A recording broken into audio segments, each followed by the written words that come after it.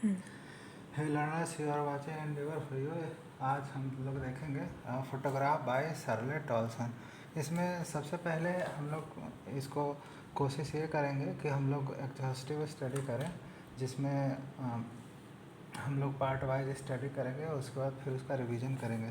इससे हमारा concept building measures CBM जो हमारा मेन उद्देश्य होता है कि कॉन्सेप्ट आपके बनते रहे, सो दैट कि आप कहीं भी कोई एग्ज़ाम में कहीं भी आपको पोएम का कोई लाइन मिल जाए तो आपको उसको एक्सप्लेन करने में, उसको समझने में, उसको कम्प्रीहेंड करने में कोई दिक्कत नहीं हो।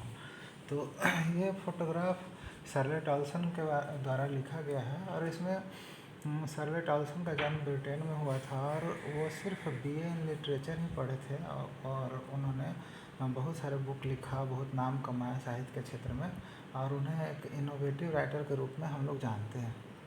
तो इसमें हम 2-3 सेक्टर में चैनल में इसको पढ़ेंगे, इंट्रोडक्शन, समरी, लिटरेरी डिवाइस और फिर मैसेज ऑफ द पोएट। तो इसका शुरुआत करने से हम लोग ये देखते हैं कि इसमें पोएट ये रिमेंबर करता है, एक फ़ोटोग्राफ देख के वो अपने माँ के बारे में कुछ रिकॉल करता है, कुछ रिकलेक्ट करता है, कुछ रिकाउंट करता है, कुछ रिमेंबर करता है, कैसी थी मेरी माँ, क्या हम मिस कर रहे हैं। तो हम अगर ये कहें कि एक कवि ने एक छवि को देखकर ऐसा छवि प्रस्तुत किया कि वह छवि आज भी हमारे करिकुलम में एक चैप्टर के रूप में उपलब्ध है, जिसे हम लोग पढ़ना चाहेंगे आज। तो इसमें 2-3 चीज़ ध्यान देना ये होगा कि इसमें हाई डिग्री ऑफ इमेजिनेशन दिखाया गया है कि एक फ़ोटो देखकर हमारे आपके मन में क्या कल्पना आता है और एक कवि के मन में क्या कल्पना आता है। और दूसरे पे सेंस में ये बोलें कि ये कवि अपने मदर को एक ट्रिब्यूट दे रही है इस कविता के द्वारा। तो चलिए सबसे पहले इंट्रोडक्शन के बाद हम लोग समरी देखते हैं लाइन बाय लाइन कि क्या इसका उद्देश्य है। The cardboard shows me how it was। Cardboard ये बताता है कि how it was, ये कैसा था। When the two girl cousins went paddling। यहाँ पैडलिंग सिंपली आप मीनिंग समझ ही रहे होंगे, वॉकिंग के सेंस में है कि कार्डबोर्ड हमें बताता है कि वह कैसा होगा जब दो कजन्स, जो राइटर हैं उनके कजन्स, वेंट पैडलिंग, वो घूमने गई, each one holding one of my mother's hand. दोनों मेरी माँ की हाथ पकड़े हुई थी। And see the big girl, यहाँ पे ध्यान देने का ये बात है, जो बिग गर्ल है जिसके बारे में पोएट बता रही है वो उसकी माँ है, big girl. See the big girl some 12 years और सो। उस समय जो फ़ोटो आप देख रहे हैं, इनकी माँ जो सबसे बड़ी वाली है, ये जो फ़ोटो देख रहे हैं इसमें जो सबसे बड़ी वो माँ है और उस समय उनका उम्र करीब 12 साल का रहा है। ये पोएट ये बता रही है कि जो बीच में है वो 12 साल की मेरी माँ है और अगल बगल ये दोनों कज़न हैं और ये इसकी मदर है, जिसका फ़ोटोग्राफ देख के ये बोल रही। All the three stood still, तीनों स्टूड स्टिल है, बिल्कुल स्थिर खड़ी है। To smile through their hair.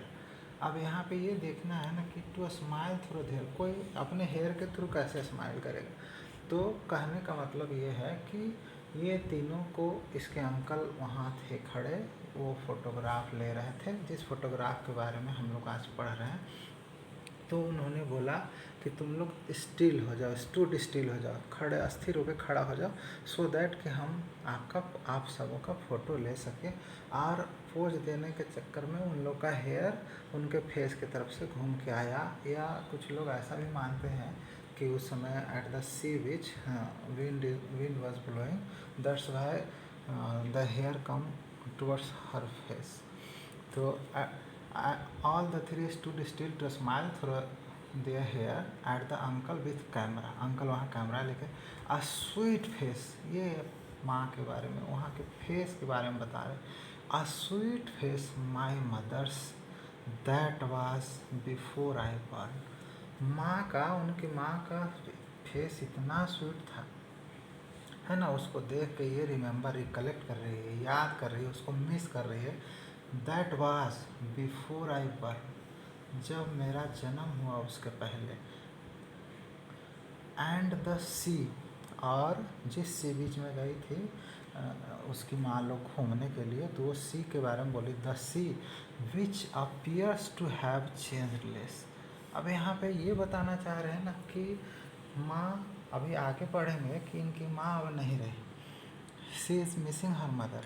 लेकिन जो सी है, जो समुद्र है, विच अपीयर्स टू हैव चेंजलेस, समुद्र में कोई बदलाव नहीं हुआ है। इधर की परिस्थितियाँ बदल गई लेकिन समुद्र वहीं के वहीं है। Vast their terribly transient feet, जानते हैं टेरिबली भयानक के सेंस में, ट्रांजिएंट जो टेम्प्रोरी होता है, जो कुछ दिन के लिए जीवित रहता है, उसको बोलते हैं vast their terribly transient fish. यहाँ पे ये बताना चाहते हैं कवि कि उस समय ये जो समुद्र था ये टेरिबल इन द सेंस, ये बोलते हैं कि सी नाउ नो मोर, और ट्रांजिएंट ये बताना चाहते हैं कि जीवन जो है ये क्षणिक है। आदमी आता है, कुछ दिनों के लिए ज़िंदगी जीता है, फिर चल जाता है, लेकिन सी वहीं के वहीं रह जाता है। फिर नेक्स्ट स्टैंजा में आते हैं, सम 20-30 ईयर्स लेटर, कुछ 20-30 सालों के बाद, she had laughed at the snapshot, और 20-30 साल के बाद उसकी माँ उस फोटो को देख के हंसी। सी बेटी एंड डॉली, बोलती है कि देखिए, एक तरफ बेटी है और दूसरे तरफ डॉली है। सी हैड से and look how dressed up for the beach.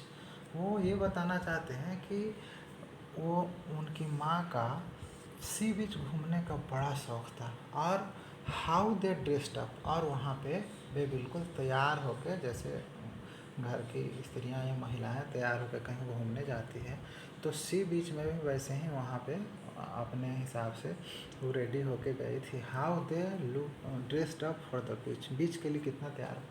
The sea holidays, sea holidays जैसे होली का छुट्टी, गर्मी का छुट्टी, उसी तरह से सी हॉलीडेज, तो वहाँ पे जो छुट्टियाँ मिलती थी तो उनका वो फेवरेट जगह था सी बीच घूमने का। तो जब छुट्टी मिलता था, इसलिए इन द सेंस में ऐसा कोई छुट्टी नहीं होता है, लेकिन कहने का मतलब है कि जब हॉलीडे होता था तो सी के पास ही जाती थी। The C holiday was her past. ये इस लाइन के थ्रू पोएट ये बताना चाहते हैं कि सी हॉलीडे, सी बीच पे घूमना उनका पास्ट है। माइन इज हर लाफ्टर, और मेरा क्या है खुशी होने का रीज़न, हर लाफ्टर, उनकी हंसी, उनकी एक हंसी जो मैंने देखा, यही हमारे लिए सबसे बड़ी बात है। बहुत राय, राय मतलब होता है कि इरोनिक, या बहुत राय with the labour days of loss, दोनों। अब देखिए यहाँ पे जैसा कि हम आगे देखेंगे जब लिटरेरी डिवाइसेस का चर्चा करेंगे, वहाँ पे ये एक किस्म का, इसको बोलते हैं ऑक्सीनॉर्म, ये लिटरेरी डिवाइस है। तो लेबर्ड मतलब होता है ना वेरी डिफ़िकल्ट, कोई बहुत कठिन काम करना, और ईज मतलब होता है comfortability. Both rye with laboured is of loss, लेकिन दोनों, एक बहुत मुश्किल काम और दूसरा कंफर्ट का काम, और दोनों से क्या मिला हमको, लॉस मिला, क्योंकि लॉस ऑफ मदर। अब लास्ट स्टैंजा में आते हैं, now she has been dead. अब फाइनली वो बताते हैं कि अब वो नहीं है इस दुनिया में। हाँ, nearly as many years as that girl lived, और उतना ही साल हुआ जितने साल की वो लड़की रही। End of this circumstance there is nothing to say at all, और इन परिस्थितियों में अब कहने लायक कुछ भी नहीं है। इट्स साइलेंस साइलेंसेस, और ये जो साइलेंस है, ये जो शांति है, ये बिल्कुल हमको स्पीचलेस, शांत कर देता है। कहने का मतलब ये है कि पोएट इस पोएम के थ्रू ये बताना चाहते हैं कि उनकी माँ कैसी थी, कहाँ एंजॉय करती थी, और कैसे ये पोएट उसको मिस कर रही है, ये सारा वाक़या इन्होंने इसमें बताया। अब हम लास्ट सेशन में चलते हैं कि यहाँ पे कौन कौन सा लिटरेरी डिवाइसेस यूज़ किया गया है। तो सबसे पहला लिटरेरी डिवाइस, जैसा कि हम लोग पहले भी चर्चा कर चुके हैं, जिसका नाम है एलिट्रेशन। एलिट्रेशन होता है कि रिपीटेशन ऑफ 2 और मोर कॉन्सोनेंट साउंड्स कंसेक्यूटिवली। जैसे यहाँ पे हम देखेंगे स्टूड स्टिल, थ्रो देयर, यहाँ पे ना एस साउंड कंसेक्यूटिवली रिपीट हो रहा है। थ्रो देयर, ट्रेबली ट्रांजिएंट, यहाँ भी टी आ रहा है। तो इस तरह से जब repetition of 2 consecutive consonant sound हो तो उसको हम लोग एलिट्रेशन बोलते हैं। दूसरा जो इम्पॉर्टेंट लिटरेरी डिवाइस है उसको बोलते हैं ऑक्सीनॉर्म। ऑक्सीनॉर्म ये होता है जैसे जब 2 अपोजिट आइडिया को ज्वाइन करके एक सिमिलर इफेक्ट प्रोड्यूस होता है। जैसे यहाँ पे हम लोग लेबर्ड ईज के बारे में चर्चा ऑलरेडी कर चुके हैं कि लेबर्ड क्या होता है, बहुत वेरी डिफ़िकल्ट, और ईज मतलब होता है कंफर्टेबल, और दोनों का परिणाम क्या हुआ, लॉस ऑफ हर मदर। फिर तीसरा जो लिटरेरी डिवाइस यहाँ यूज किया गया है जिसको ट्रांसफर्ड एपिथेट बोलते हैं। तो ट्रांसफर्ड एपिथेट यहाँ पे क्या है, ट्रांसफर्ड एपिथेट ये है जैसे हम लोग ट्रांजिएंट फीट बोलते हैं। तो transient feet in the sense ये बोला जा रहा है कि ट्रांजिएंट मतलब क्षणभंगुर, जो बहुत कम समय के लिए रहा। क्या रहा, उनकी माँ। तो जब ट्रांसफर्ड एपिथेट का यूज होता है to describe a different situation, जो लिटरल मीनिंग है, लिटरल मीनिंग क्या होगा, क्षणिक, फीट मतलब पैर। लेकिन यहाँ पे ये बताना चाह रहे हैं कवि कि जीवन जो है, आदमी का जीवन वो परमानेंट नहीं है, ये परपेचुअल नहीं है। यहाँ जीवन को साइक्लिक बताया गया है, जीवन को यहाँ पे मरणशील बताया गया कि मैन इज़ मॉर्टल, यहाँ आता है, कुछ दिन के लिए रुकता है, फिर चला जाता है।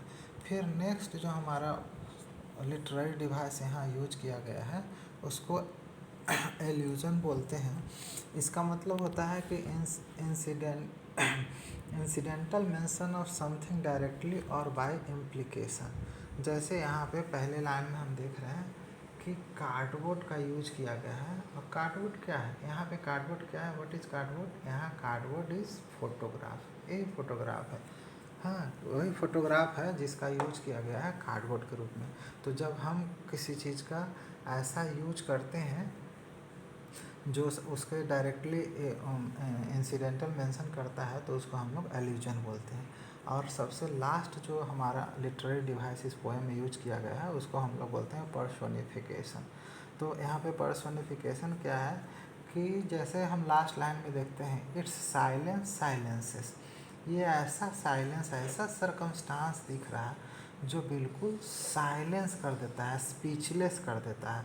तो यहाँ पे हम ये देखते हैं कि ये फ़ोटो देख के जो परिस्थितियाँ उत्पन्न हुई है उससे ह्यूमन क्वालिटी को रिप्रेजेंट करता है, क्योंकि परिस्थिति क्या, साइलेंस होगा, है ना। तो इसमें हम लोग अपेक्षा ये कर रहे हैं, कवि ये अपेक्षा कर रहा है कि जो ह्यूमन का क्वालिटी होता है, जो ह्यूमन क्वालिटी है उसके हिसाब से परिस्थिति यहाँ पे स्पीचलेस हो गया।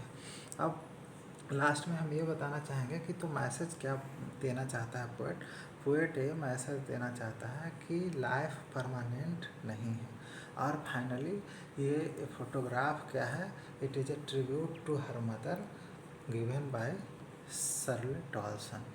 अंत में हम ये कहना चाहेंगे कि इस तरह से हमारा वीडियो समाप्त हुआ। अगर आपको बिल्कुल पसंद आया तो एक लाइक ज़रूर करें। Thank you for being with us.